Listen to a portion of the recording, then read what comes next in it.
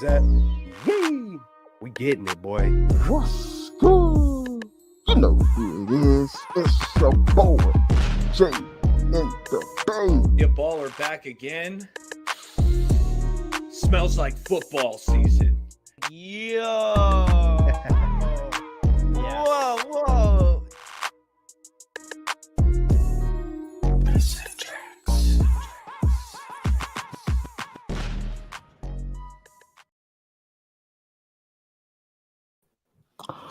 Faithful Niner Empire. What's good? Welcome back to Straight Out of the Bay. You got yours truly, Jay in the Bay here. We have Bay Area Baller to my right. Amin the Dream will be joining us shortly. Also, Celts Chronicles will try to make it tonight. But hey, what a hell of a Monday we have. The NFL free agency tampering period is open.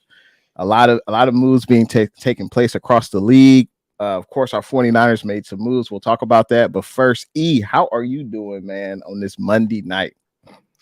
Hey, feeling good for a Monday. You know, I'm glad you had the idea. You knew there was going to be some action today. So you said, fellas, let's go live tonight, talk some ball, talk about these moves. So I'm excited to be here and just break down this free agency frenzy.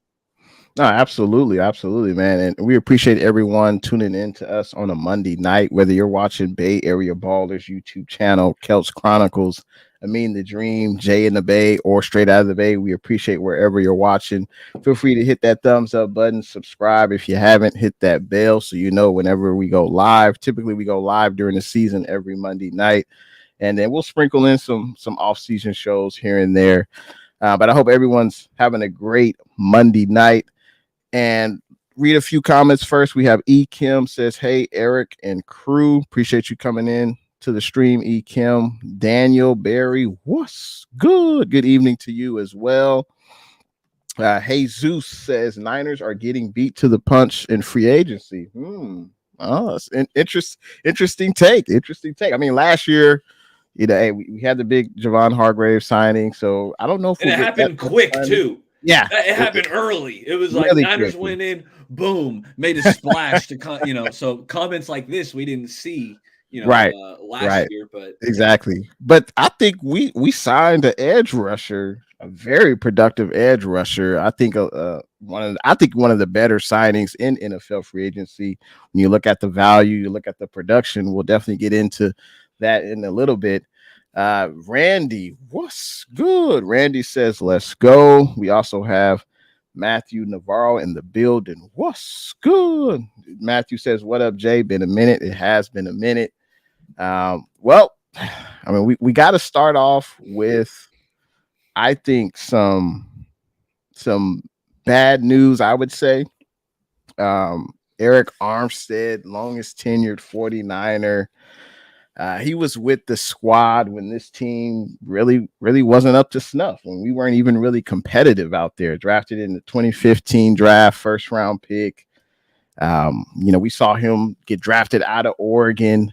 He really became a leader for me in the 49ers organization, not only on the field, but off the field. He may have never been the best player, but I think between him and Fred Warner, those were your leaders on defense. And, we're going to lose his voice in the locker room. We're definitely going to lose his production when he was healthy. And I think that's a big part of why he will no longer be on the squad. But things could change. There's a possibility where he could accept a pay cut. I doubt it. But it sucks to see AA go. Obviously, he the last two seasons, I think this past season, he played 12 games. The previous season, he played 9. Also, he's got a huge cap number. I think it was going to be $28 million. Just turned 30. So I think that the writing was on the wall for Arik Armstead. What were your thoughts on the move? Were you surprised? Did you hope that the Niners would try to extend his contract, or I should say restructure his contract to get that cap number lower for the forthcoming seasons? Or hey, is the production not there and you think it makes sense? What were your thoughts, Bay Area Baller? Let me know.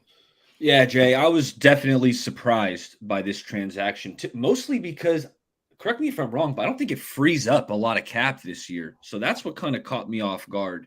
Well, Eric.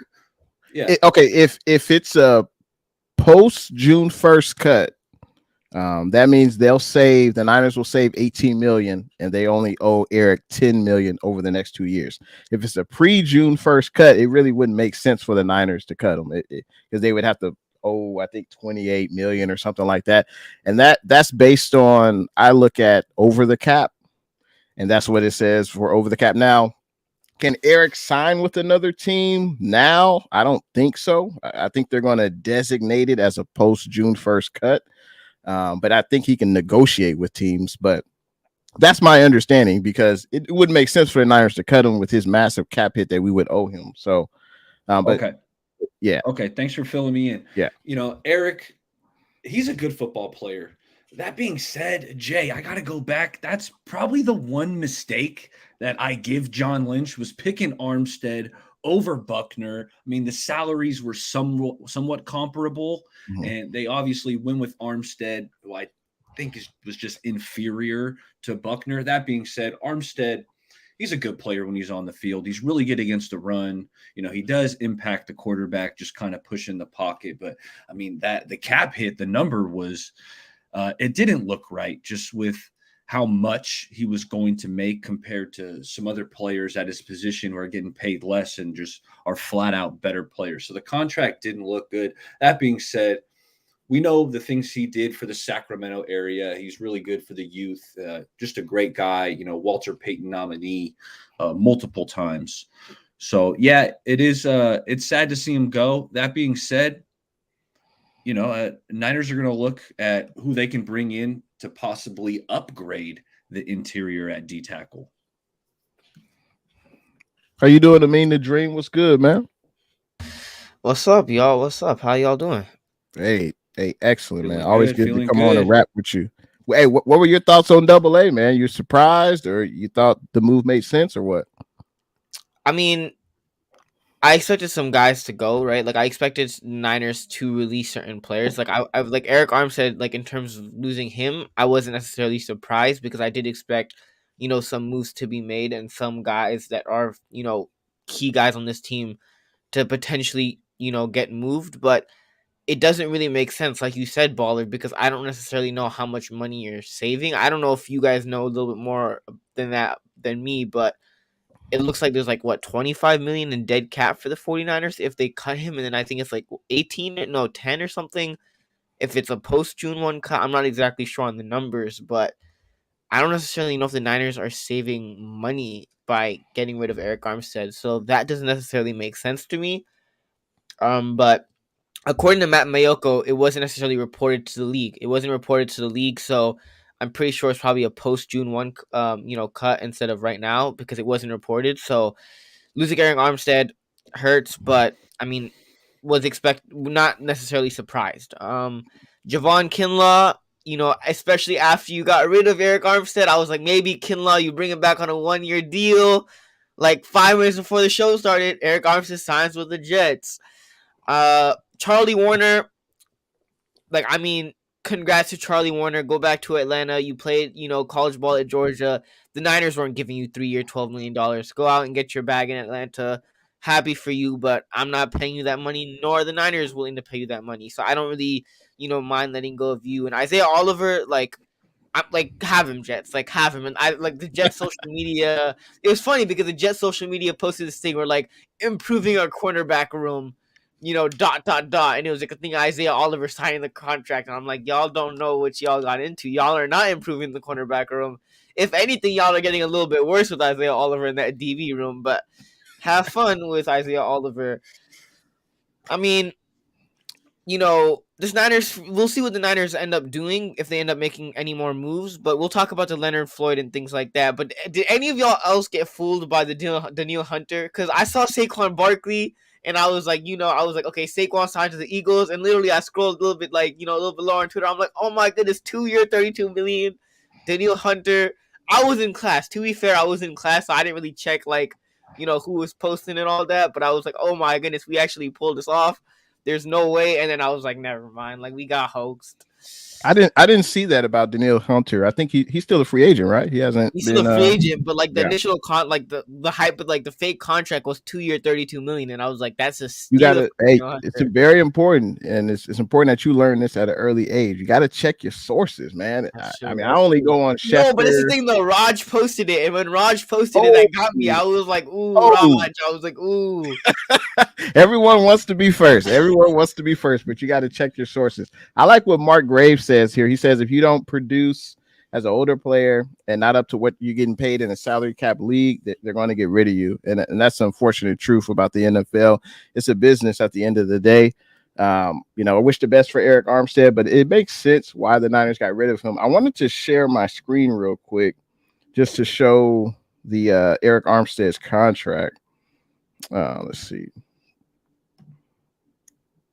All right, let me blow that up a little bit. Let's see, so you guys can see it. So this is from Over the Cap. Let me go a little bit more. Okay, you guys can see that? Yeah. Should I blow it up a little bit? Okay. So basically, this is Arik Armstead's contract, right? There he goes, 31. So if we cut him, if you look over to your right, if we cut him pre-June 1st right here, this is what we would owe him over the next 2 years, 25 million, and we would only save 2 million, which makes no sense, right? But when we switch it to cut post June 1st, hey, the numbers are in more of our favor.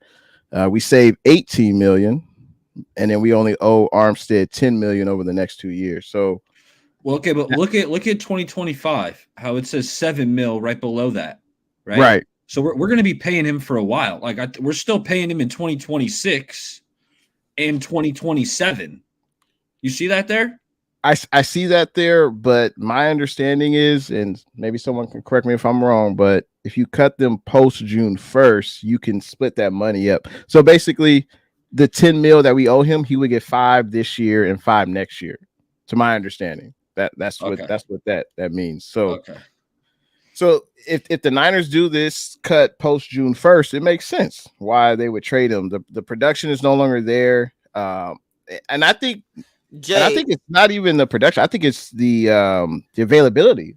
9 games the previous season. Last year, only 12. But Jay, yeah, go ahead. but Yeah. like real talk though, with Armstead, the contract that he got, the production hasn't been there, except for like you'll see it from times in the playoffs at times when he's healthy. Yeah. But except for I think that 2019 season where Bosa had his like amazing season that rookie year and Armstead also balled out. Besides that, Arik Armstead has been whatever. Like I'm not saying that he doesn't have his moments. Like no, he's a leader of this team.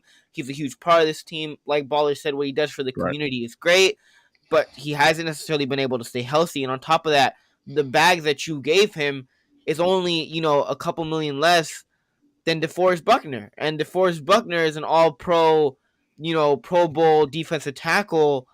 And Arik Armstead, honestly speaking, isn't that guy. And the numbers that you gave him, you were paying him like he was a DeForest Buckner, like he was one of those elite defensive tackles in the league when he wasn't. Not to mention he hasn't been available for the 49ers the last couple of seasons. So like kind of Baller said earlier, if I that's probably one move with the DeForest Buckner, Arik Armstead, where I would maybe reconsider. And even then, even the DeForest Buckner trade, like you get rid of DeForest Buckner, Kinlaw had his knee issues even going back to college, right? So you drafting Kinlaw as a replacement. I mean, I understand, you're obviously trying to fill, the position by drafting it, but Kinlaw had his knee injuries, knee concerns, and it didn't obviously pan out. So even moving off of Buckner, I wouldn't necessarily say that was 100% the wrong move, but at the same time, they didn't capitalize on it. They didn't capitalize on it either. Like if they hypothetically drafted Tristan Wirfs, like an offensive tackle, or even hypothetically in a random world, Justin Jefferson, right? Someone who the Niners who's a starter, who's a Pro Bowl caliber player, then that might be a different story. But it hasn't necessarily worked out. And Arik Armstead hasn't been available, and he also hasn't been super consistent for the 49ers. To play devil's advocate, I would say that the Niners signed Arik Armstead after he had his breakout year where he had 10 sacks. And I think I also look at it as DeForest Buckner was the better player, no doubt, but and also he had more value, more trade value. So I think that's also another reason the Niners didn't want to pay him what he wanted. So they're like, hey, let's offload him, pay Arik Armstead. He's a rising star. He just had double-digit sacks. I mean, if the Niners knew that he wouldn't have that same level of production, maybe they wouldn't have signed him. But I think it's clear that he wasn't that guy. He's not a sack guy. He's great against the run. He's a great leader in the locker room. He's a guy that can teach other guys how to play well, at least against the run, how to stick to your assignment, know where you need to be. But yeah, he's just never going to get that double-digit sack season again. That's just not who he is. But I don't blame Arik. I mean, let's blame the Niners for signing him to that contract. He'd be dumb not to sign it, right? So Arik Armstead, he didn't get any Pro Bowls. He's not going into the Hall of Fame. He probably won't go into the Niners Ring of Honor, but he was the longest tenured 49er. And I think he was a good player.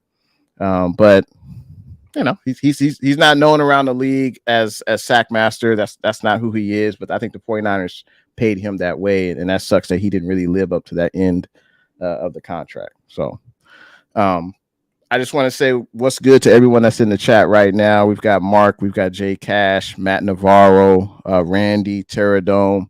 Oh, looks like we do have a super chat. Not sure whose channel it's on, but hot diggity dog.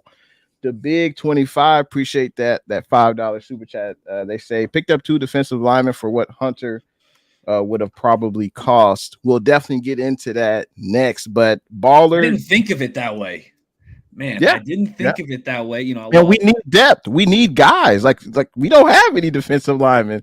Like when you look at our roster. And to be honest, I think Hunter will go for more than what we spent on the 2 guys.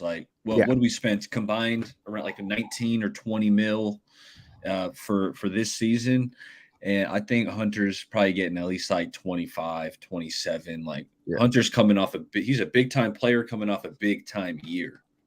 No, absolutely. On Charlie Warner, glad he got the bag. 3 years, $12 million. I think he was a 6th-round pick of the 49ers in 2020. So glad to see him get the bag. Hopefully he gets some more receiving opportunities. I know Kyle Pitts is in front of him, so that's probably not likely, but happy for Charlie. Javon Kinlaw, would I have liked to have signed him to a 1-year deal? Sure.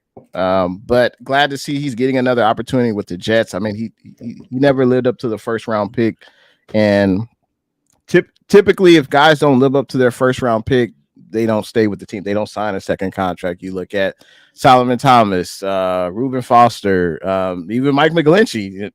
He didn't get signed to another contract, so I think it was fitting that Javon Kinlaw left, and he's going back to play with Robert Saleh. So happy for him. Isaiah Oliver, yeah, the writing was on the wall. Eric, did you have any thoughts on the other guys who will be playing elsewhere? Yeah, I do. Javon Kinlaw coming off a career year. Yeah. That being said, he's an injury risk, and he will be.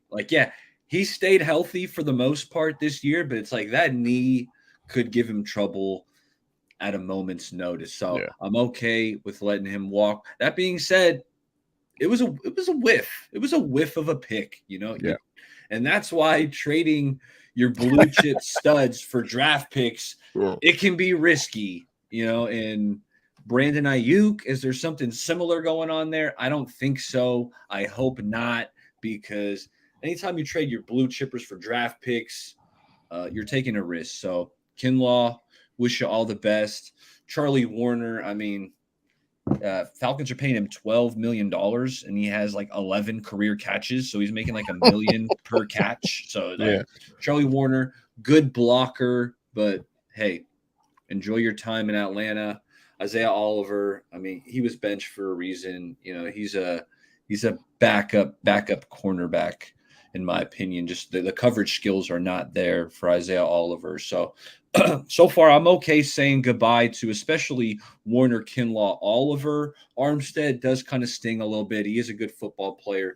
He has been banged up, but he plays through injuries too. Like when he can play, he'll get out there. Like isn't he having like a knee surgery coming up here? Played with a bad meniscus, but that being said, Armstead, he will be missed.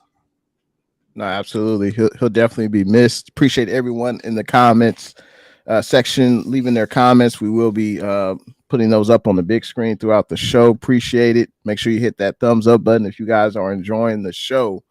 I guess it's about that time. We got to get into we didn't really talk about before we get into the players we signed. We didn't even talk about the coaching additions.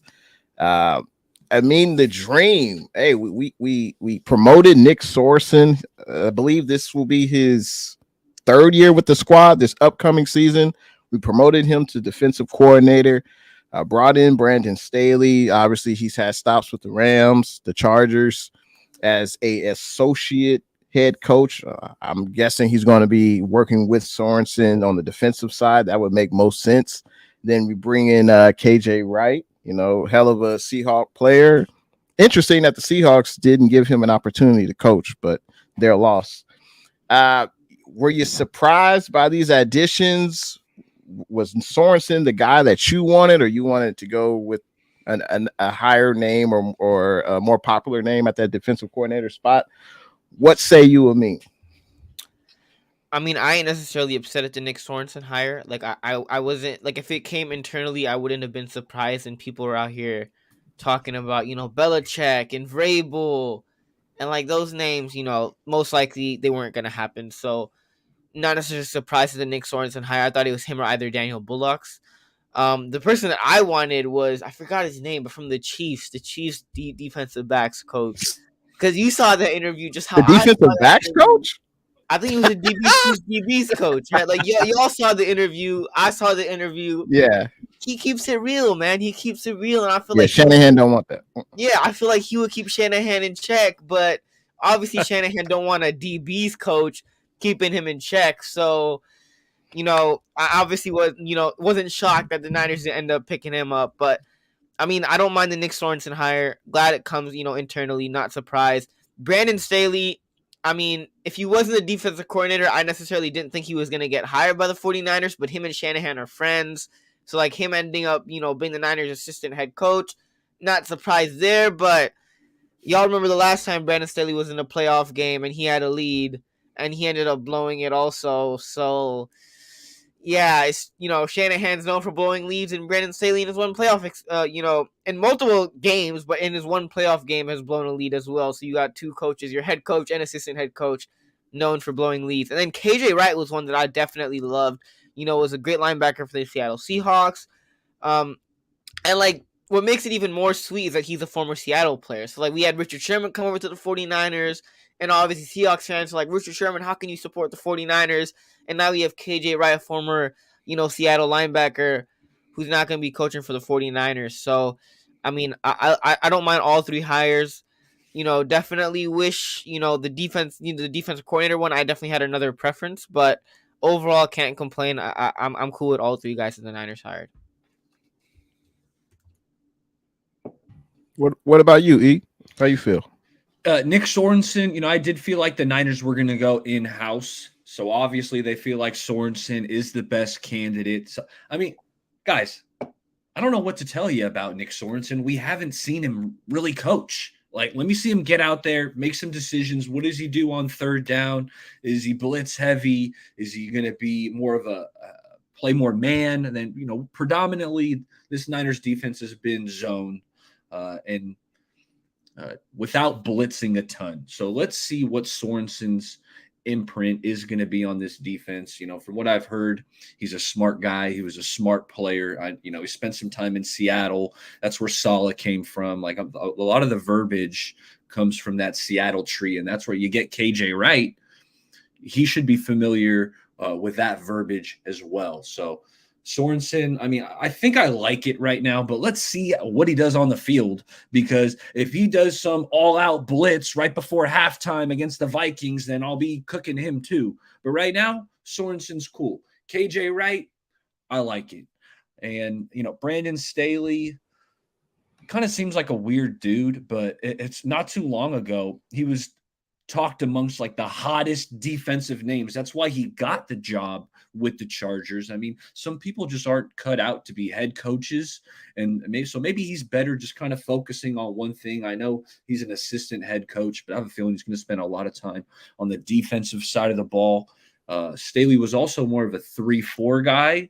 Not saying, I'm sure he could evolve philosophically, but is he going to bring some 3-4 elements? Could this be like a hybrid kind of defense? Like Belichick is known for running these hybrid defenses. So, he'll go 4-3, he'll go 3-4. Are the Niners going to do something like that? Maybe,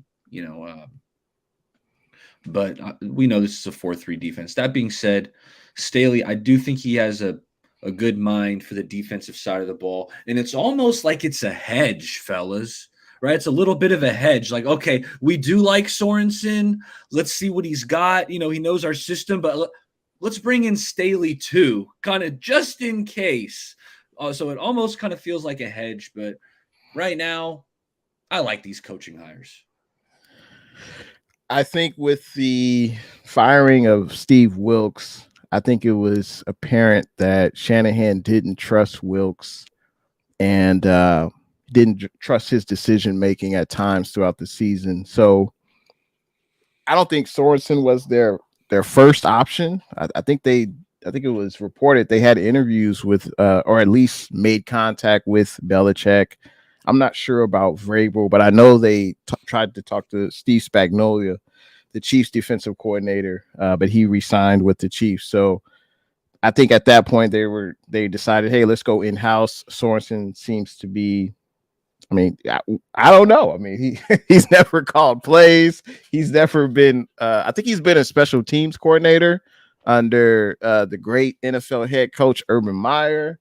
So I mean, he's never called plays, and that seemed to be the issue between Wilks and Shanahan, was calling plays. So hey, we'll see how he does. He's going to have top tier talent that he has the ability to coach. So let's see what he can bring out of those guys. We don't know if he's a rah-rah guy. We don't know if he's a Saleh. I know one thing. He's probably not going to be up in the booth. He's going to be on the sideline. I can guarantee you that. Brandon Staley, I agree with you, E. It's like, oh, well, if Sorensen doesn't work out, we got Brandon Staley to basically be there if things go to hell. So I think Staley will help Sorensen maybe develop game plans. There's a lot that goes into coaching, not just on game day. So he's going to help him develop game plans against other offenses.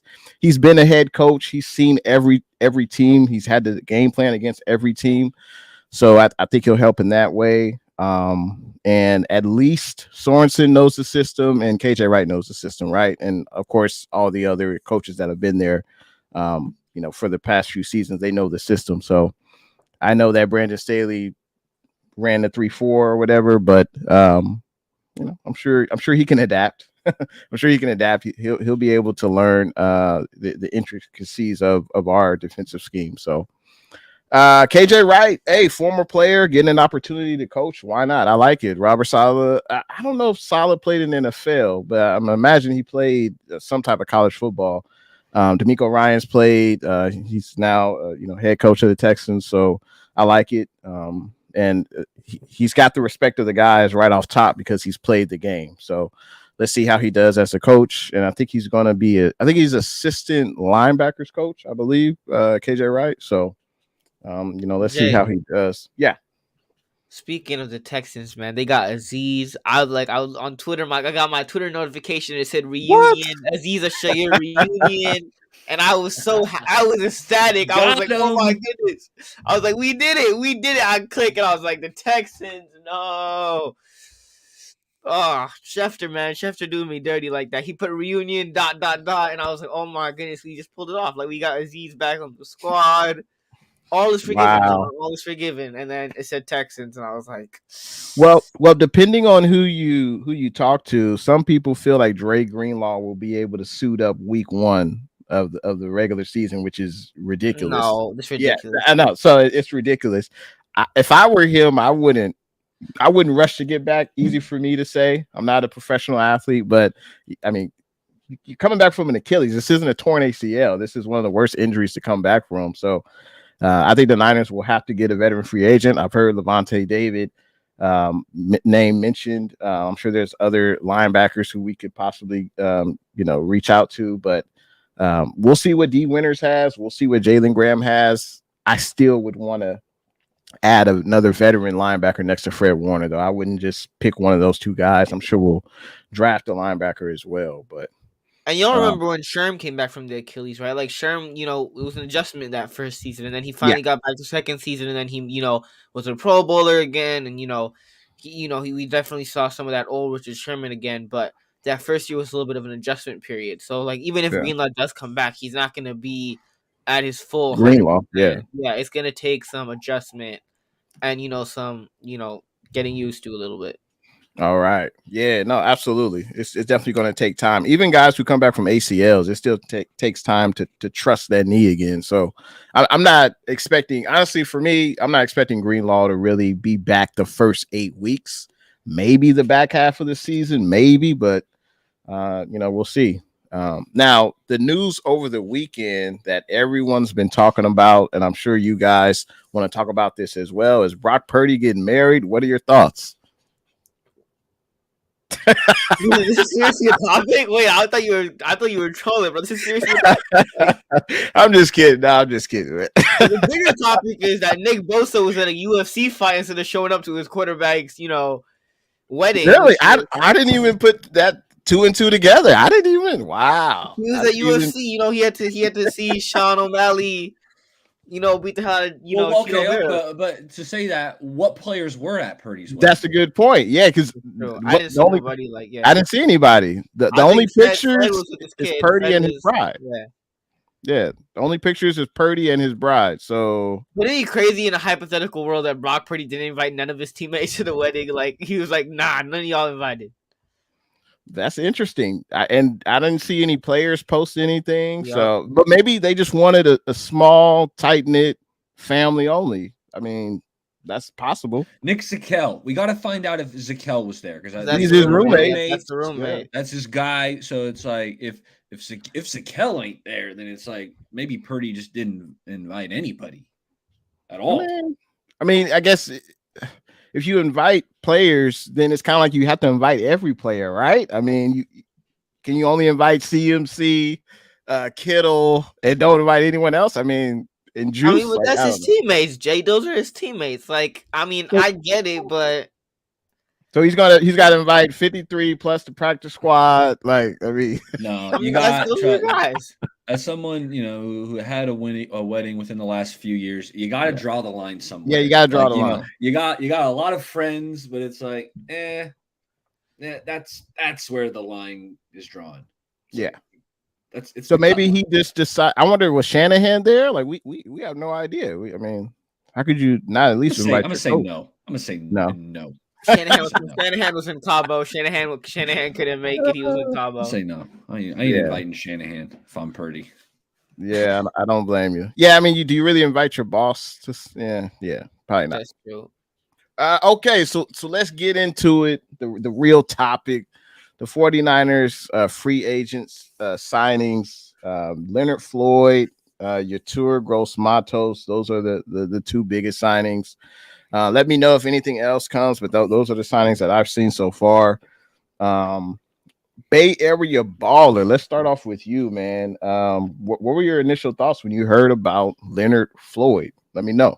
Hey, we knew the Niners had a need to add some D-line. They had several free agents, so you knew they were going to bring in some bodies.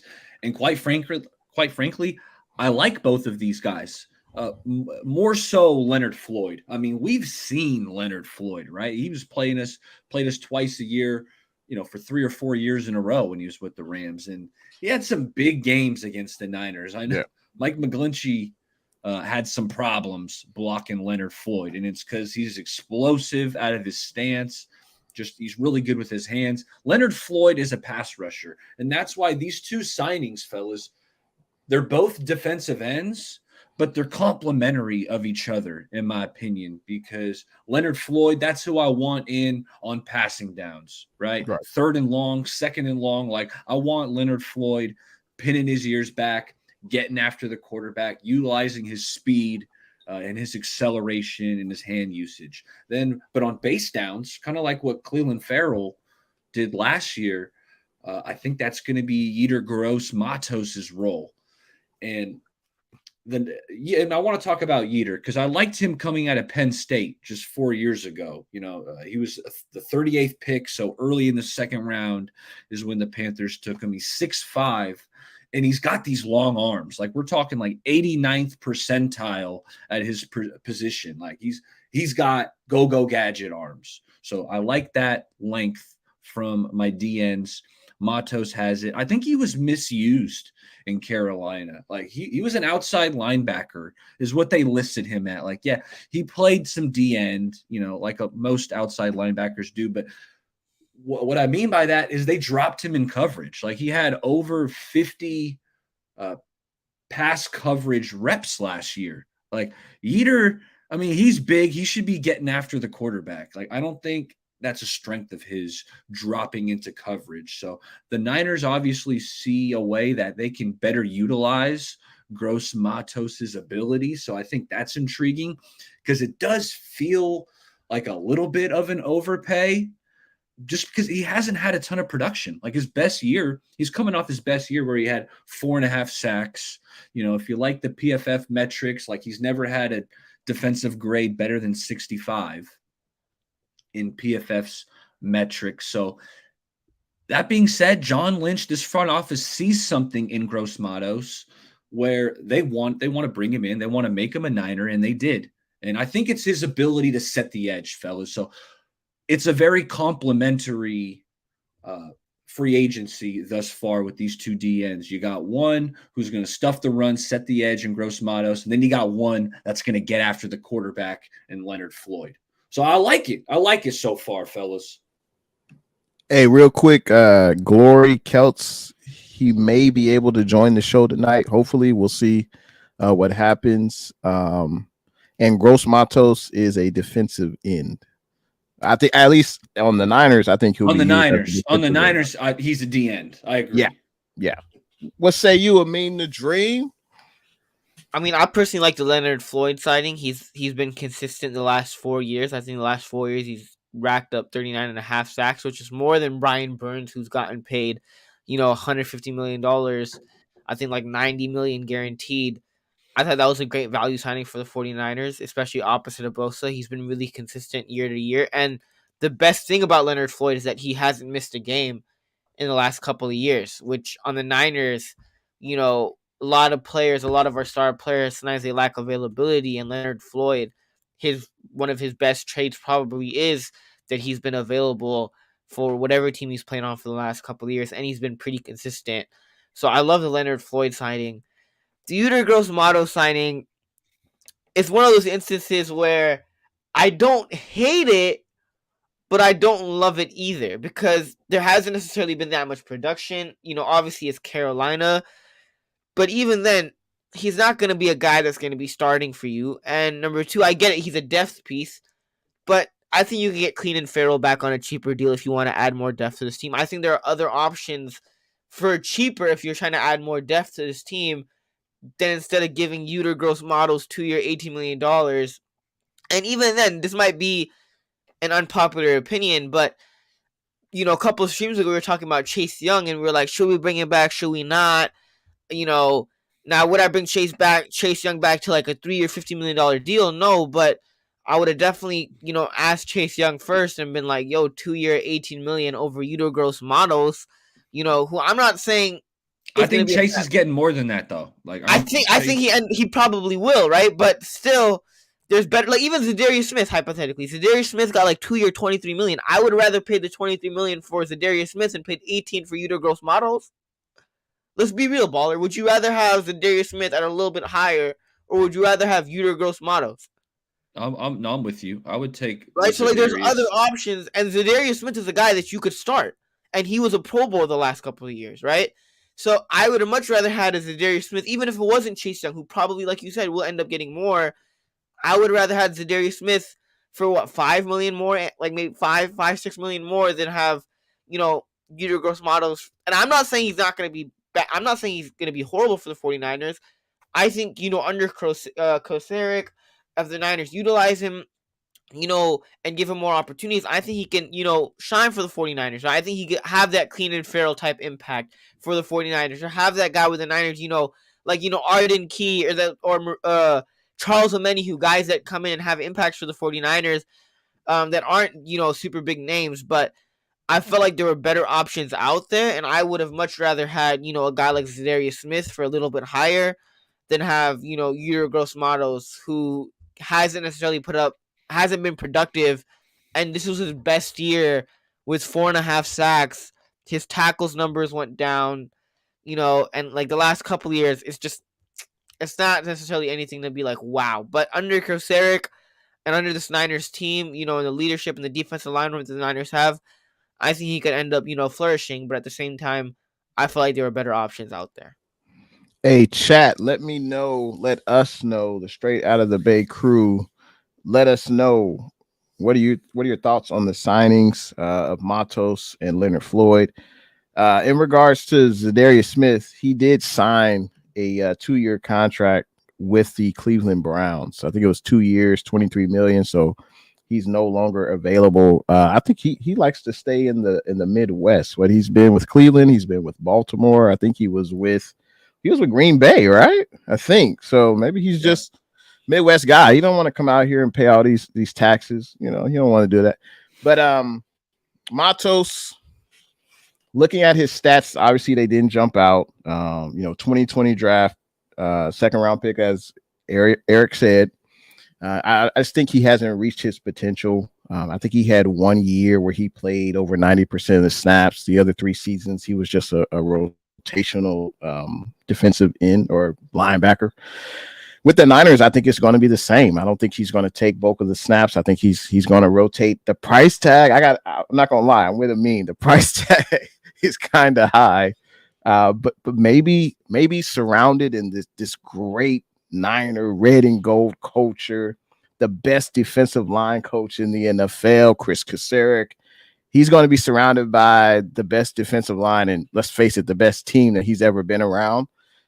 He's going to constantly be competing for playoffs, Super Bowls. Maybe this will get the most out of Matos, because so far, he hasn't really wowed anyone, and he hasn't lived up to that second round billing. But the Niners saw something in him, and I mean, look at the Niners.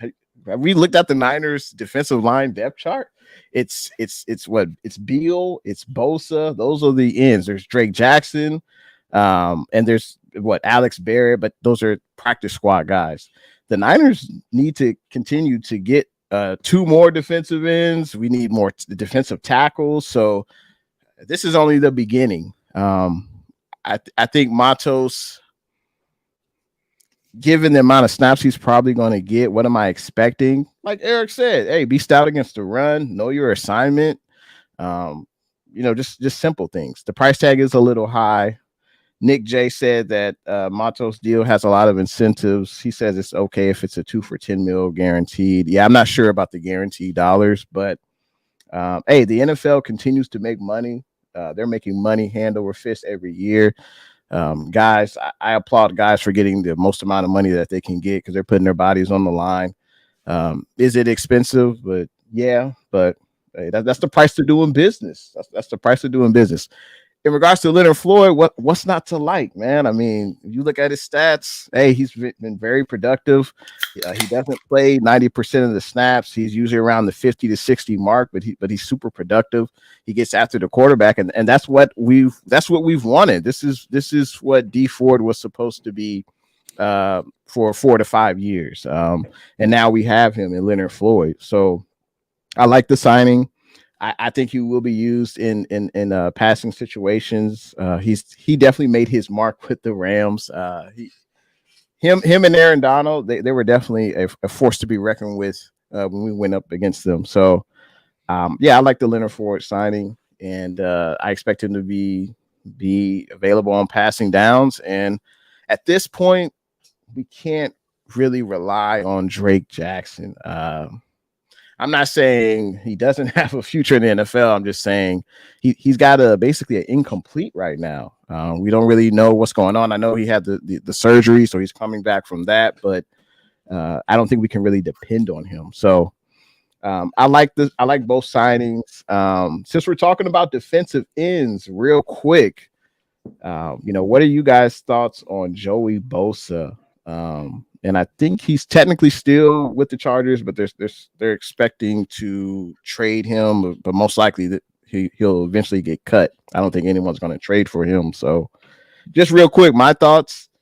Is the story great? Yes, it would be cool to see both brothers on the same defensive line. Yeah, that'd be dope. But Joey Bosa, he hasn't been available.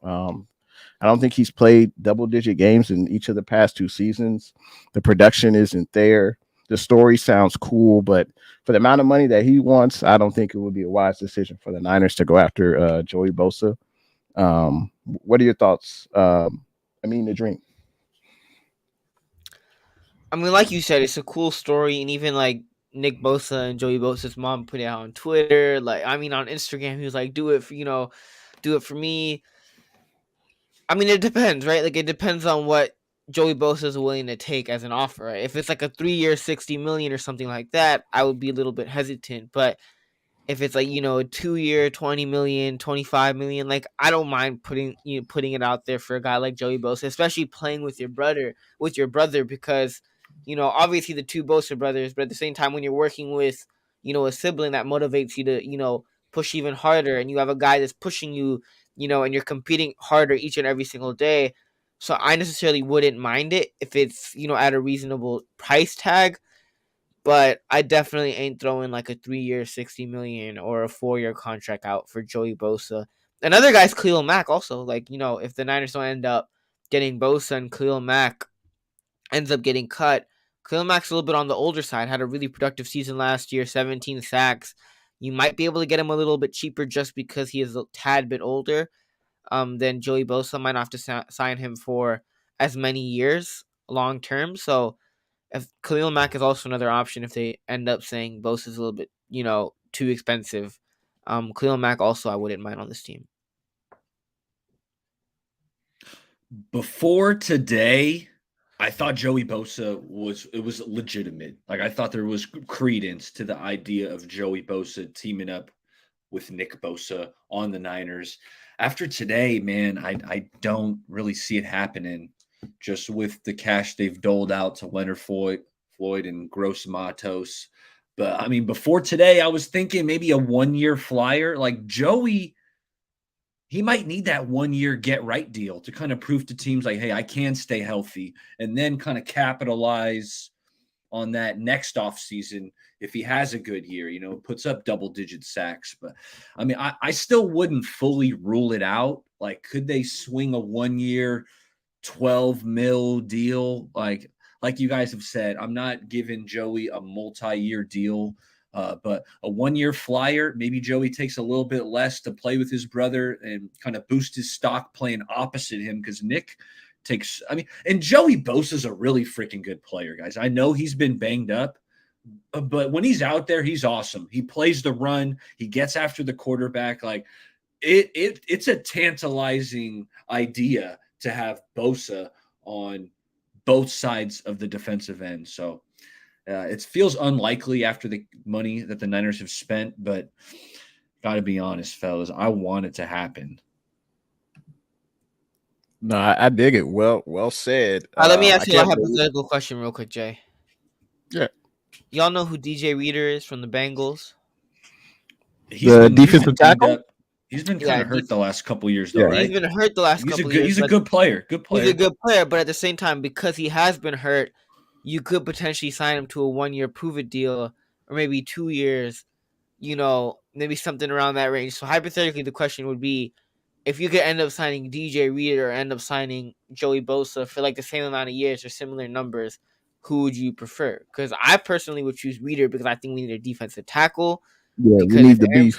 We need someone in the inside, because right now it's just like looking at it, if the first team would be Bosa, Floyd on the other side, Hargrave, and that other spot is just wide open. And Yeah. I don't mind, like, and then looks at what you're doing with your first round pick. Are you drafting a defensive tackle? I don't know who's there right now, or you end up drafting an offensive tackle where there's a bunch of guys, that I wouldn't mind the Niners end up drafting.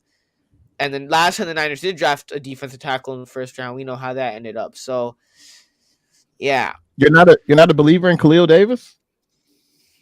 I mean, it's not that I'm not a believer in Clea Davis, but at the same time, what has the Niners shown us in the past? They don't like playing the rookies in a lot of situations. Like Jair Brown in the playoffs last year, right? Like they played him in the Super Bowl, he got the pick, but then Kyle Shanahan, or either it was Shanahan or it was Wilkes, who was like, "We're not playing you against the Packers," and Logan Ryan was getting, getting trucked by freaking Aaron Jones, and I'm like, dude, Jair Brown has played great for you all year and has filled in for you, and even like the announcers commentating the game are like, Jair Brown, wow, he's actually pretty decent. Like, especially with the absence of Hufanga, he's pretty decent. And Kyle Shanahan and Wilkes were like, nah, we good, we benching you. So it's not that I'm not a believer in Clea Davis, but it's that Shanahan doesn't trust his rookies a lot of the time. No matter, how necessarily well they play, he just doesn't trust them. No, I dig it. I mean, I was just jerking your chain, man. It's all good. Can I answer that? Can I answer that, DJ Reader or Joey Bosa? Because I've been thinking about it. I already know who you gonna say. I already know. I'm going Joey Bosa. Give me Joey. I'll figure out, and then I'll pick up some 2-down fat boy to stuff the run. Right. On rundowns. But I don't think the Niners. Yeah. Bosa was a top 5 pick for a reason. Like he's been a Pro Bowl player for a reason. Not saying DJ Reader hasn't, but the ceiling, like there's levels to it. Like a Joey Bosa ceiling year and a DJ Reader ceiling. Give me the Joey Bosa ceiling. That's fair. That's fair. Hey, but Baller, do you think the Niners should put all their chips on the table to go sign Zach Wilson? I heard the Niners. The Jets might end up cutting Baller's number 1 quarterback. As a backup, Zach Wilson on the 49ers. Absolutely. No, we already got Brandon Allen. You didn't hear that? Absolutely. Ain't nobody care about no damn Brandon Allen. I'll take Zach Wilson as a backup.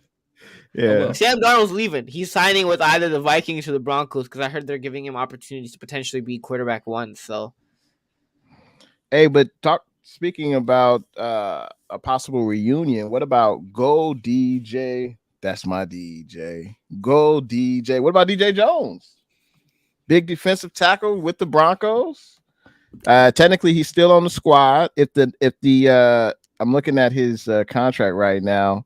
If the Broncos cut him, it looks like they'll save $9 million. Only owe him $2 million. I mean, they gotta pay Russell what is it? 80? Is it 80? 85 million, or is it 39 this year, 30 next year? Like something crazy. Yeah. I would love DJ Jones. Yeah. DJ Jones just kept getting better and better and better when he was with the Niners.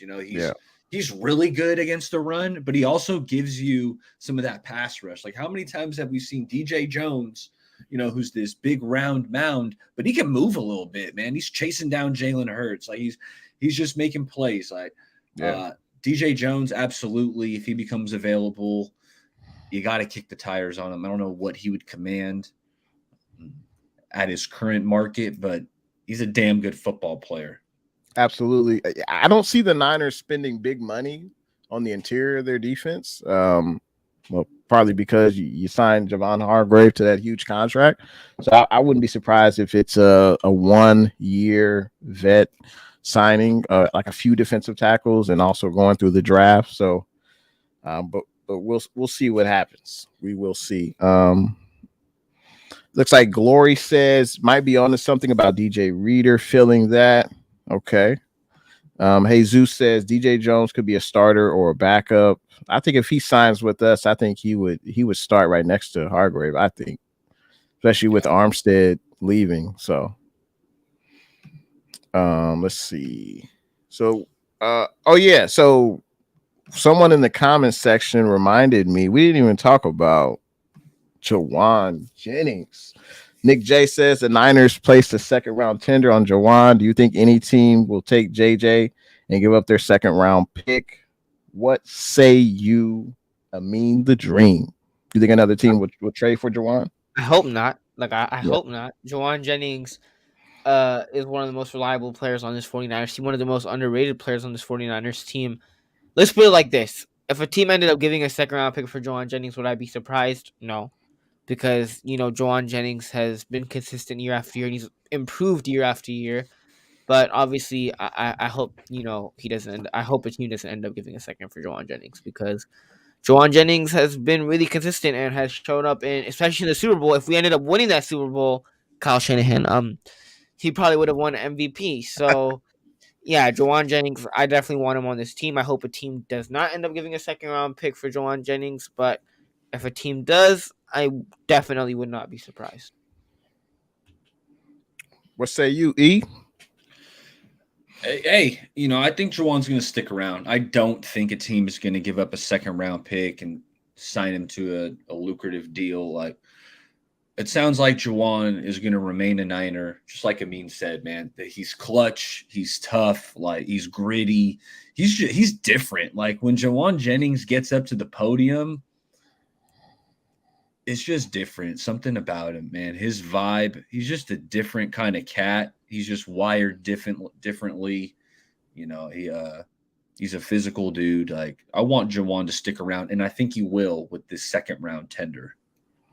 Yeah, I agree. I would be shocked if a team would give up a second round pick for Jawan. Is he deserving of that? He's deserving of everything he can get, especially the money. But I think Jawan is most valuable with the 49ers. Obviously tough. He's clutch. I think he's the ultimate glue guy. He kind of reminds me of another Bay Area athlete who plays for your GSW Warriors. Y'all know who I'm talking about. But kind of reminds me of him, Draymond Green, what he brings to the table. And I feel like he's most valuable. Jawan Jennings is with the Niners. Will we be able to keep him as a 49er long term? Probably not. I think he will price himself out and another team will offer up a lucrative contract extension, 2 or 3 year deal. And the Niners probably won't be in that position. So, but thank you, Nick, for the reminder.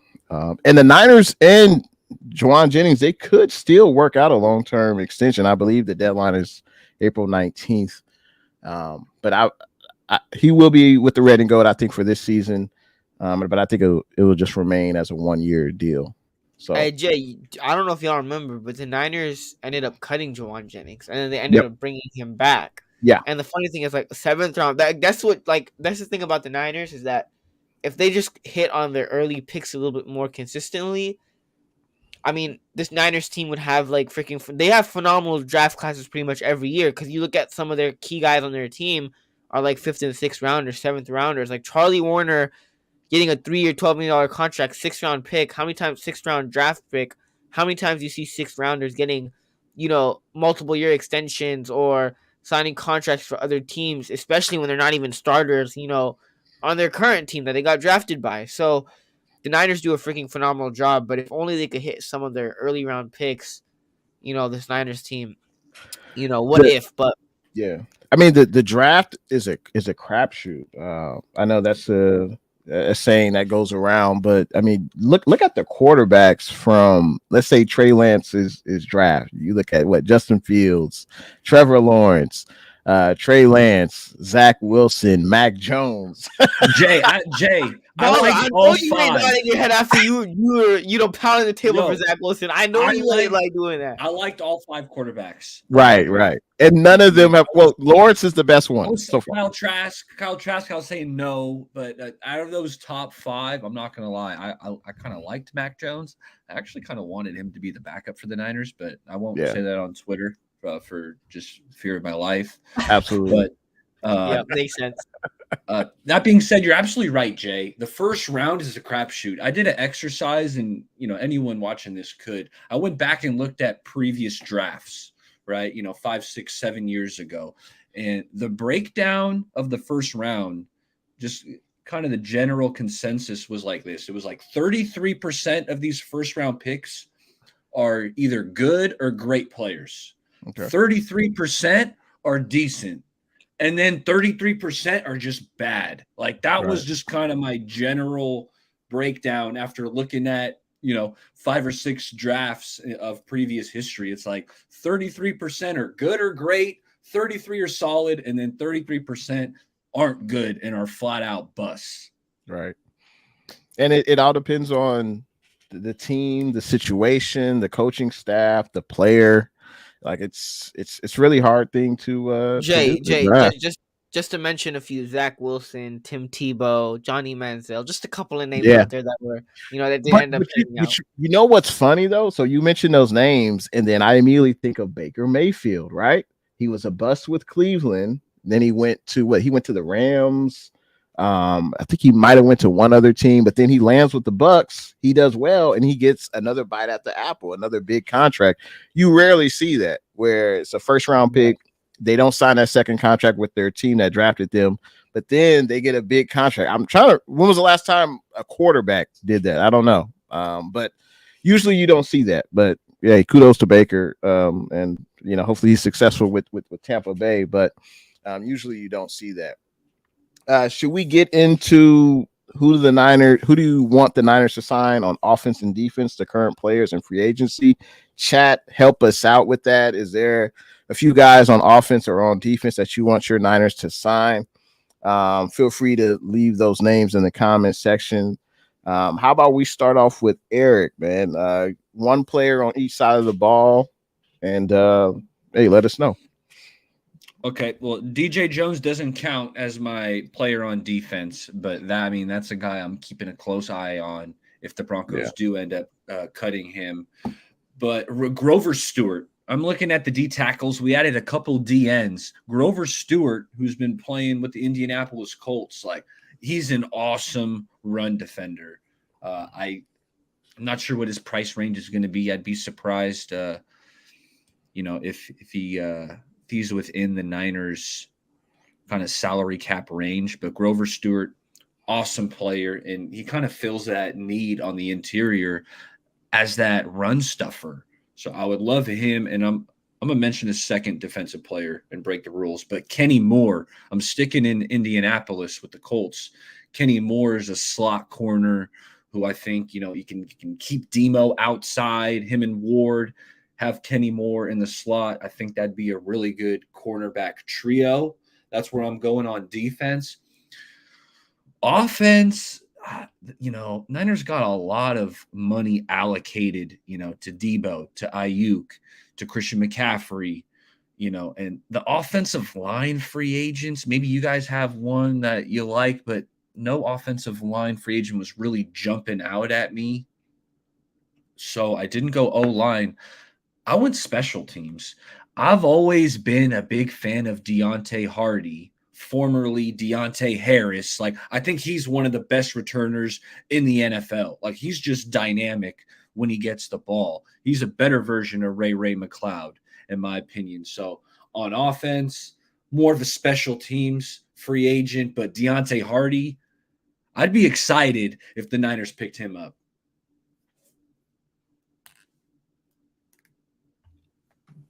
Is it me? Yeah. All right.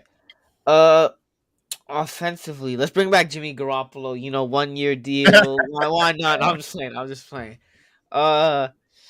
Offensively, one guy that I wouldn't be surprised if the Niners ended up bringing back is Laken Tomlinson, even though he was horrendous for the Jets last year. And I personally, I wouldn't be opposed to it, but at the same time, would I be surprised if they ended up bringing him back? Because he would probably come for cheap. I wouldn't necessarily start him, but he would probably come for cheap for the 49ers. So I wouldn't be surprised if they ended up signing Laken Tomlinson. I personally like Brian Allen more, who the Rams ended up cutting. He played center for the Rams. I don't know if you could either move him to play, right guard or right tackle, or maybe move Brendel, but obviously they're not going to move Brendel. But Brian Allen would definitely want, or even Tyron Smith, who, even though he's on the older side, this Niners Super Bowl window is now. Even though Tyron Smith necessarily isn't able to stay healthy, it's like one of those things where it's like, I like the name, but is Tyron Smith gonna switch to being a right tackle at this point? That's what we would have to talk about, right? He would have to play right tackle, but even then, that's a little bit iffy because he isn't necessarily always able to stay healthy, but he's still, when he is healthy, he's still a pretty darn good offensive lineman. Who else? Defensively, like the guys I mentioned, right? Like DJ Reader, I wouldn't mind. DJ Jones, who I do think is going to end up coming back to the 49ers, one way or another. Kenny Moore was one that I didn't think about, but I definitely love that. You could definitely move Demo to the outside, have Kenny Moore play slot. You have three guys that your cornerback room would be, stable. You have three guys that I trust. Kenny Moore was a Pro Bowl the last couple of years. Like, that would definitely solve a problem. Who else? I'm like trying to think right now. Who else I'm trying? I know on Twitter people are throwing around Jamal Adams. Maybe if Jamal Adams can play linebacker, like, yeah, I'm not in on the whole Jamal Adams idea. Like, get Jamal Adams idea out of here. That's kind of funny though when I think about it. Is that, like, as a Niners fan, before I even like started doing YouTube and things like that, I wanted Antonio Brown on this team, and then he ended up going to the Raiders, and we were like, no, like the Niners were in for Antonio Brown, didn't end up getting done. Ended up working in the Niners' favor. Even Jamal Adams, the Niners were in it for Jamal Adams, and then they ended up missing, and Seattle got him. I'm like, damn it, that might cost the Niners. And then Jamal Adams, ends up getting cut, and I'm like, all right, cool. Like, when I think about it, cool. Someone in the comments said Bryce Huff. He signed with the Eagles, man. He signed with the Eagles for, like, I think a 2-year, 3-year, $50 million contract. He got paid. He's a good player, but he got paid. Yep. You guys for or against bringing back John Feliciano? Did y'all see Larry's and, like, what's the name? The coaches debate on this whole John Feliciano thing? No. So basically they were having a little debate where, obviously on Twitter, I don't know if you saw after the Super Bowl, John Feliciano, people were bashing Colton McKivitz on, like, the 4th down play on that block. And people were like, Colton McKivitz, it's your fault. And then John Feliciano was like, maybe if, the right guard was doing his job, that wouldn't end up being the situation. Kind of throwing Burford under the bus. Not naming Burford, but kind of throwing Burford under the bus. And then Burford was like, dude, that ain't cool.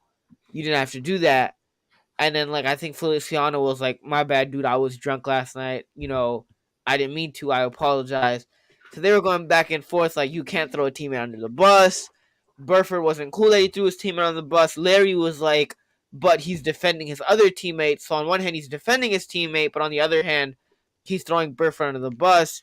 So, like, what's, who's right or who's wrong in this instant? Like, coaches he doesn't have to respond to Twitter. That's what I was saying, though. That's my point, is that, like, Feliciano, you a professional athlete, dude. How many times you see, like, athletes responding to dudes on 49ers Twitter? Like, Kyle Shanahan ain't, like, forget Kyle, but, like, nobody's responding to dudes on Twitter. They troll, they do whatever. I don't necessarily think it was your, like, right, or, like, necessarily you have to justify to the 49er fans on Twitter. I actually appreciated it because I was one of the people criticizing Colton McKivitz, and you actually had the player, who's on that offensive line. He started that game and then got injured, talking about Feliciano.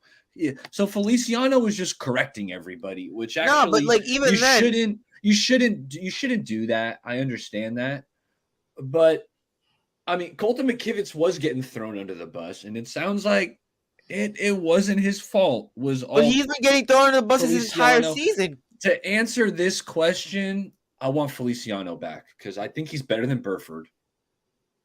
Flat out. I concur. Yeah, bring Feliciano back. I wouldn't be against it, but at the same time, I don't know how that whole locker room dynamic would be, especially with Burford and Feliciano. Get over it. Yeah. That's what I would tell Spencer. I mean, he apologized. Feliciano apologized, right? So, I mean, hey, we all make mistakes. Big boy. You're making a milli, probably. Couple mil.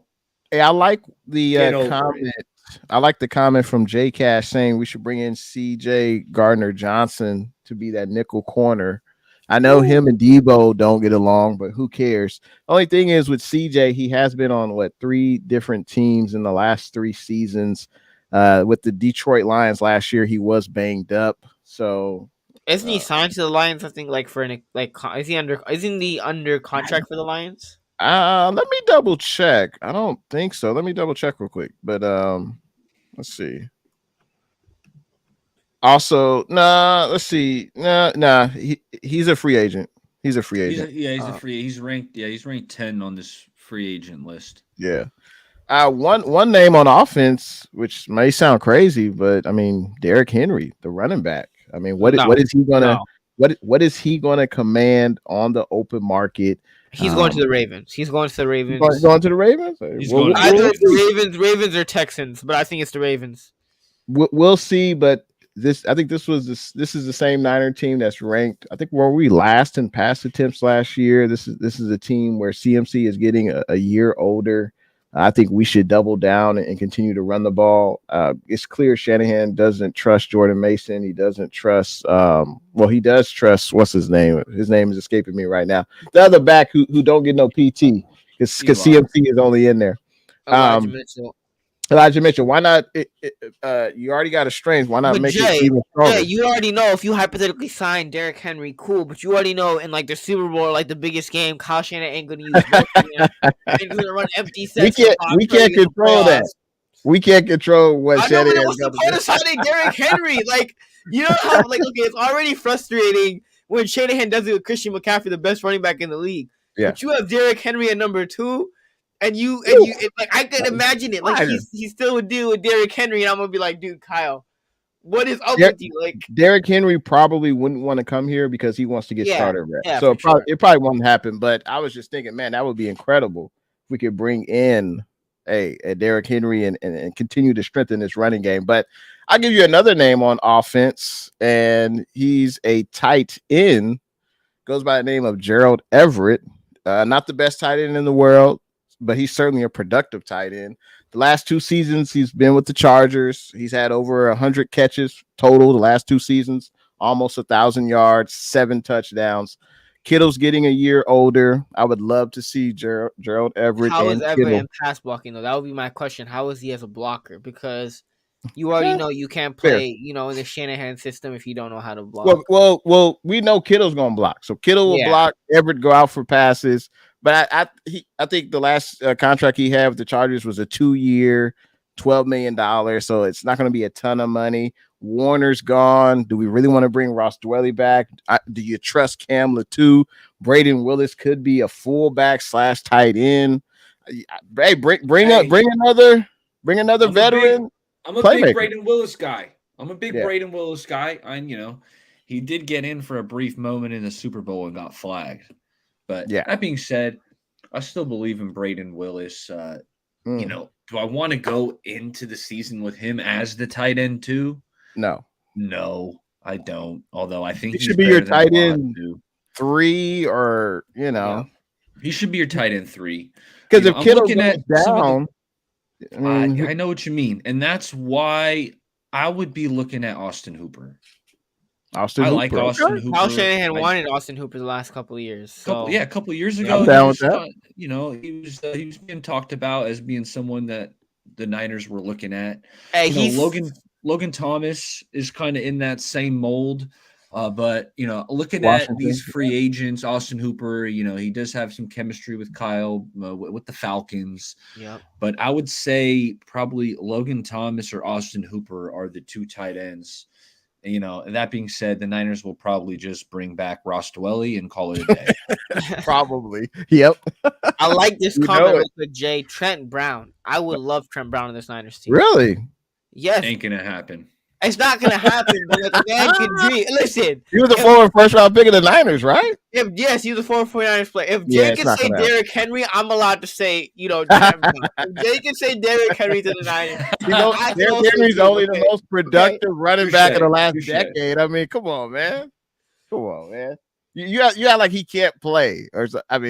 If you want to say Derrick Henry, he's not going to come here because he wants starter reps. Hey, I respect it, but he can play. But you already know Shanahan ain't going to use him when it matters the most. Watch, I could tell you right now. Derrick Henry on this Purdy. Team, we don't need to run the ball. We got Purdy.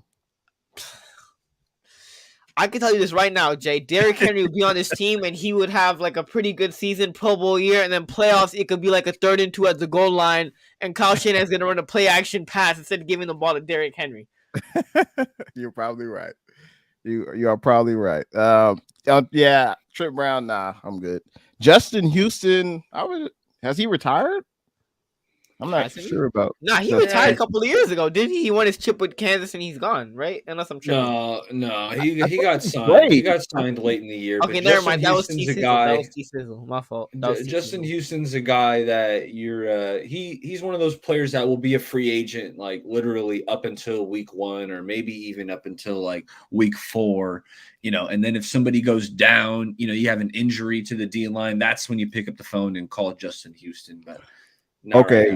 now. Let me know what you guys think about this name. So this guy is a former first round pick, the 2020 draft, 23rd overall by the LA Chargers. He plays linebacker, 6'2", 241. His name is Kenneth Murray. He is a free agent. His most signed with recent the season, Titans. Signed with the Titans for like a. he signed with the Titans already? He signed with the Titans. Jay, I'm sorry I have to do that to you. He signed with the Titans like 20 minutes ago, 30 minutes ago. What? Are you sure that's legit? Nah, that ain't legit. You sure that's legit? You check Schefter? Hey, if That they don't was Chef, Schefter, I that was don't believe it. Rappaport. Rappaport, okay, yeah, he's all right. He's all right. Oh, but you serious? Let's Jay's see. like Hold you on. just Jay's like you just messed up my segment. Come on, bro. That was my segment, man. Kenneth Murray. Let's see. Hold on. Let's see. Oh, the And- Bengals released running back Joe Mixon. Okay. You know the worst one today though, Jay, with the running back situation. How you gonna What's do that? Aaron Jones like that? Like, how you gonna do Aaron Jones It's like that? a Especially dirty, after the playoffs. dirty business. Like y'all did Dirty. Aaron Jones so dirty. Well, yeah, it sucks, but that's life, man. I mean, he came back from injury, balled out, and then you cut him. Yeah. Oh Bro, yeah, I for a see it. second- Wow. For a second, they were about to have a scary tandem of Aaron Jones and freaking Josh Jacobs. That would have been ridiculous. Yeah. I see what you're saying now about Rappaport. Yeah, Titans sign Kenneth Murray. Well, there goes that.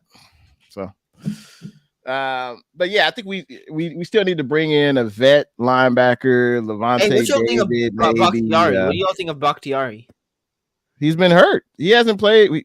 He played like one game in the last 2 years.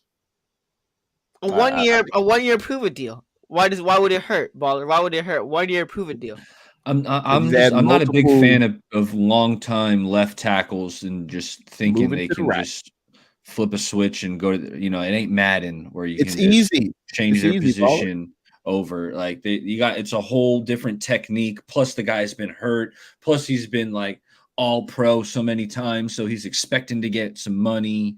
So it just sounds like it's a no from me, dog. It's a no for me, dog. Yeah, I would pass too. Oh, we didn't even. How could I forget the biggest extension this off season on the right side of that O line? Oh hell no! We're not going to speak about this. No. Why? Was it This necessary? This Yes, was 7 clearly a vote Was it of necessary? He was confidence. already under contract. People think that Shanahan is crazy. They went to the Super Bowl with this guy right tackle. Is he the best right tackle? No. Is he the worst? No. He's decent. But I think Shanahan really believes, well, we got to the Super Bowl with him. Hopefully he'll get better. Hopefully the coach will coach him up. Jay, this is what he believes. That's why they did it. Jay, Shanahan went to Cabo, had a couple of booze, called John Lynch, and was like, sign Colton McKivitz. This wasn't a logical decision. This couldn't have been a logical decision by Kyle Shanahan. There had to be some, something not right there. $7 million. Okay.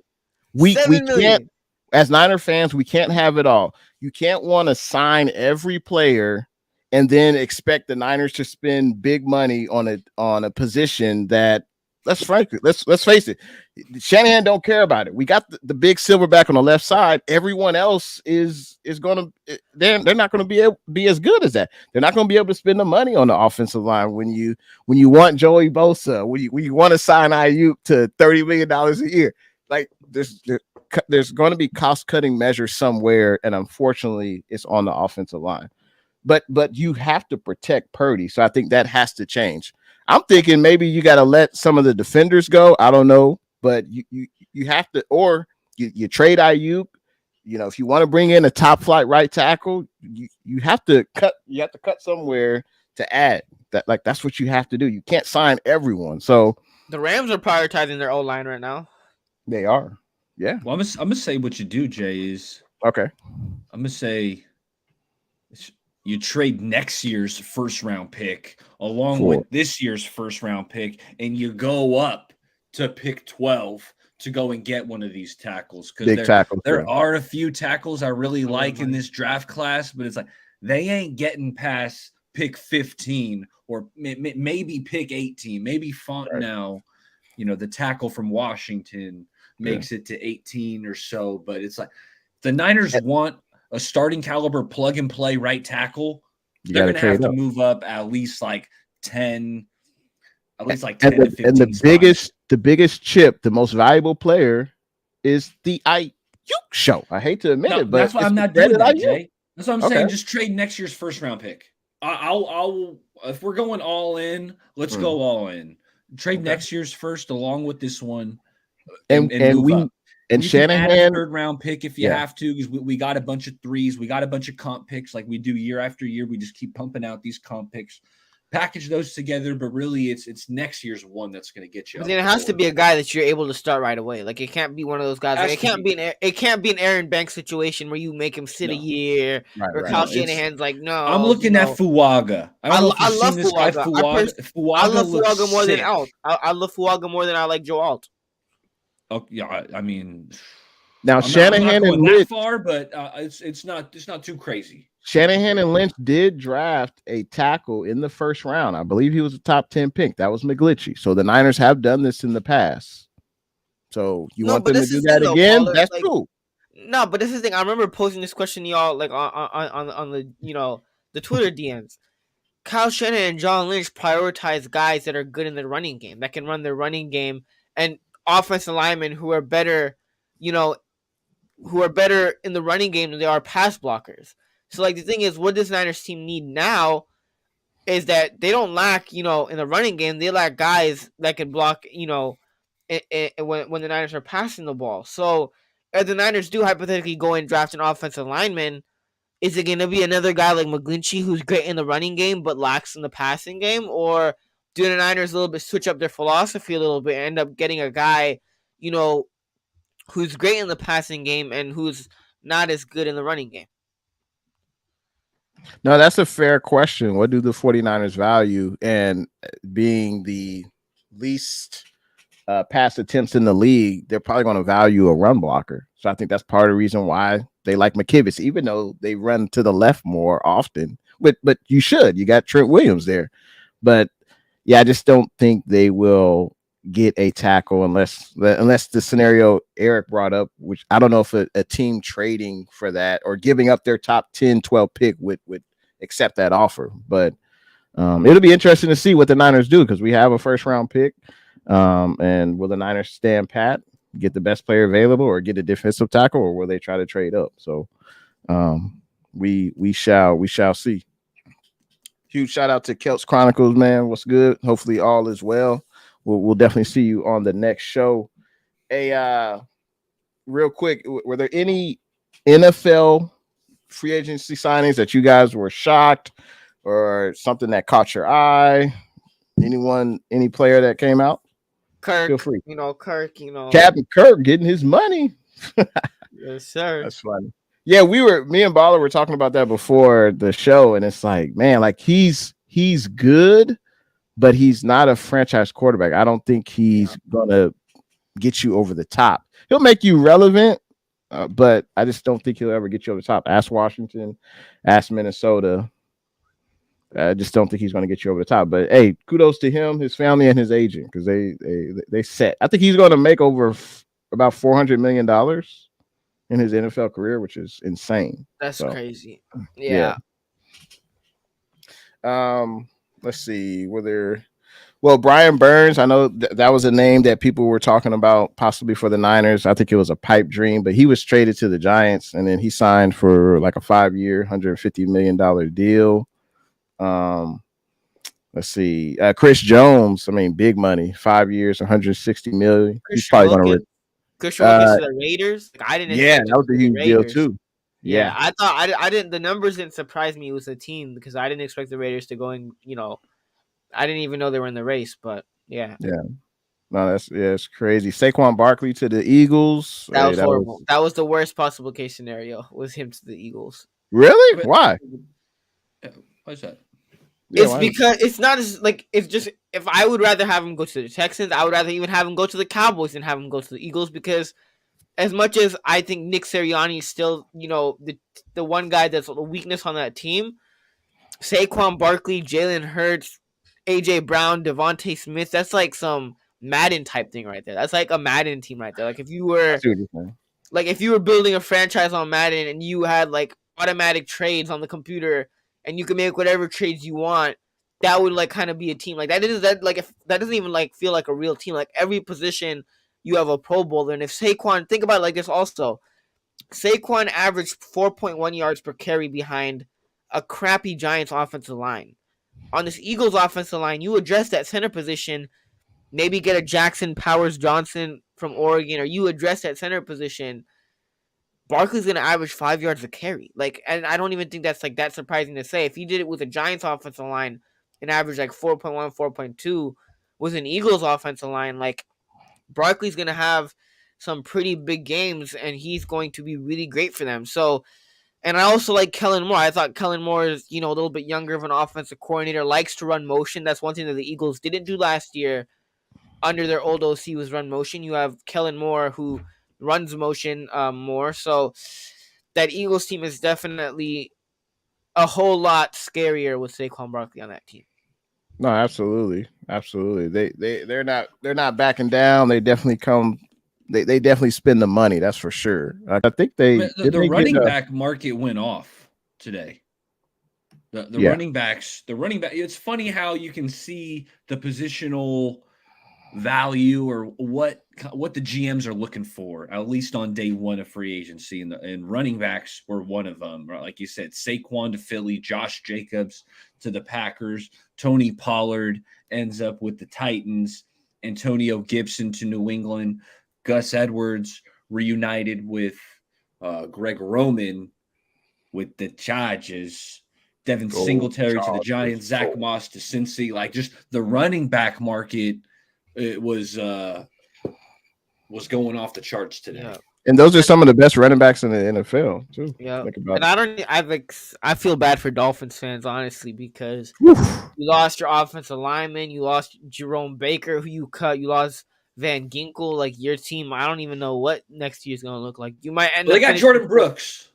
Actually, I like Jordan Brooks. I think he's a good player. I like Jordan Brooks, but at the same time, let's be honest here: Van Ginkel for like 2-year, $20 million, or Jordan Brooks for 3-year, $30 million. Which I'm not saying Jordan Brooks isn't bad, but Van Ginkel knows your system. He knows the defense. He's been there longer, and then like regardless of that position, even forget about that position aside, you now have hole at the offensive lineman. You lost your center, you lost your starting center. You don't have a wide receiver 3. You're like your team got progressively worse. Maybe that defensive line, that room is too crowded. I mean, you got Phillips coming back, you got Chubb coming back. Now they are coming off injuries. They're coming off ACL and Achilles injuries. Like that's yeah. But they'll probably draft another edge rusher. But the Panthers paying a guard 5 years, $100 million. Like that's They signed the Seattle guard. They signed they've been signing some dudes. They're trying to make Bryce Young, protect Bryce Young, which I respect. One other thing about the Dolphins, I think, real quick, I forgot what I was about. The Dolphins, what did they do? I'm like blanking right now. The Dolphins signed the Titans center, and the Titans center, I forgot his name, as a replacement for I think Connor Williams. Was that Jonnu? Oh no, I'm sorry. You said center. I'm sorry. Yeah, center. The Titans center, like I think, allowed the most sacks and was like ranked number 1 in pressures, which I'm like, that's your alternative to losing your center. You decide to pay a dude who's not great at pass protection. And what do you guys like to do a lot in Miami? Like you guys like to throw, drop back. It's like, it's funny because Kyle Shanahan's system is like really run heavy predicated on the run. And then, Mike McDaniel goes to Miami and he's dropping back with Tua Tagovailoa throwing like 50-yard bombs to Tyreek Hill, and they don't run the ball as much. So it's kind of funny the difference in like philosophy. But yeah, Miami's. I wouldn't be surprised if they ended up fourth in the division.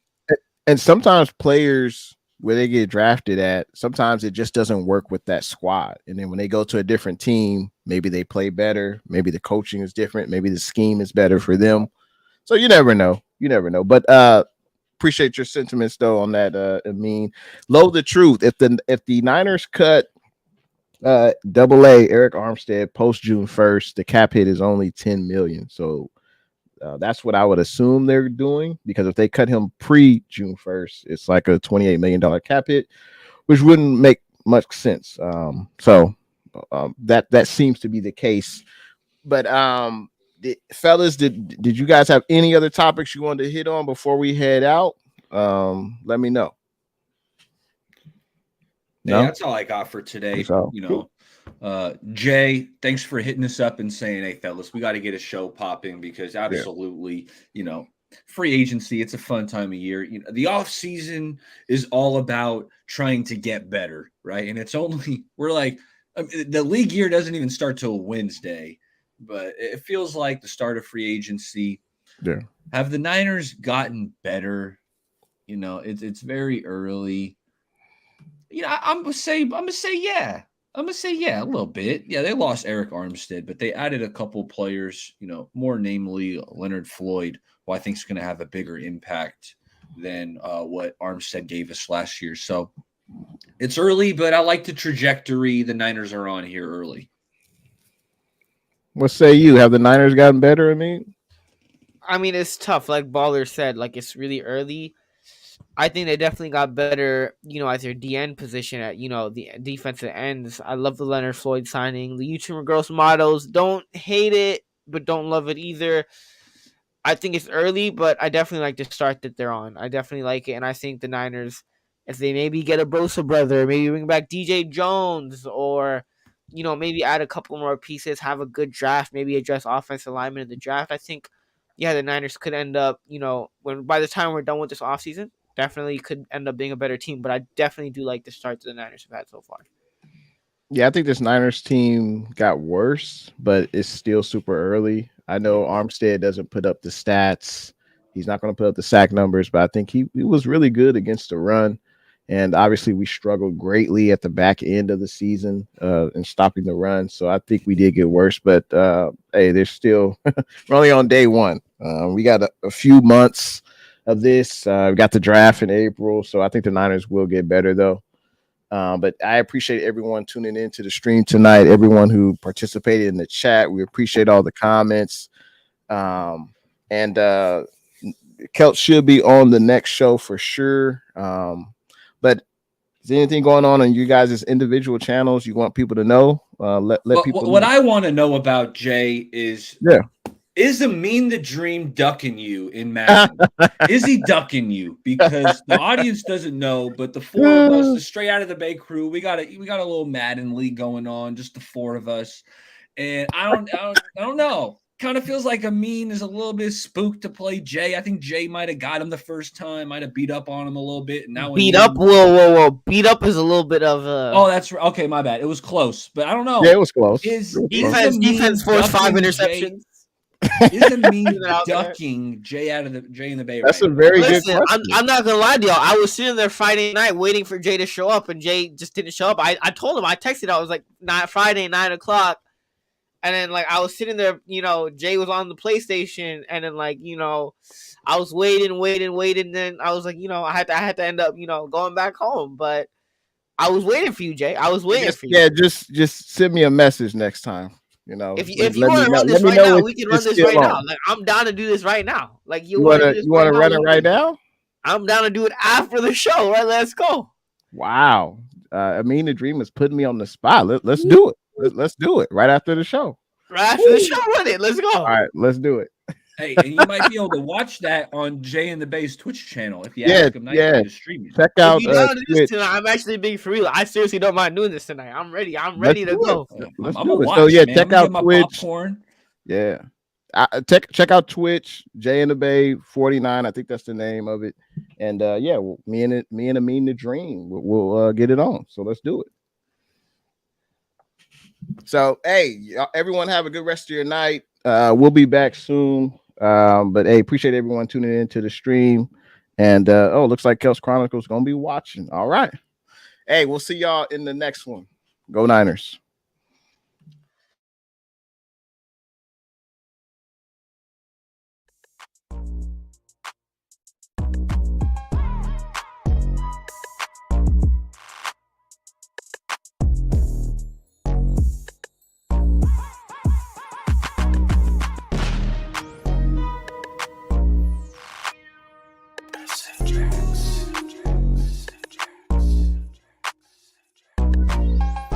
Faithful rise up. Yay! We getting it, boy. What's good? You know who it is. It's your boy, Jay in the Bay. Your baller back again. Smells like football season. Yo. Whoa.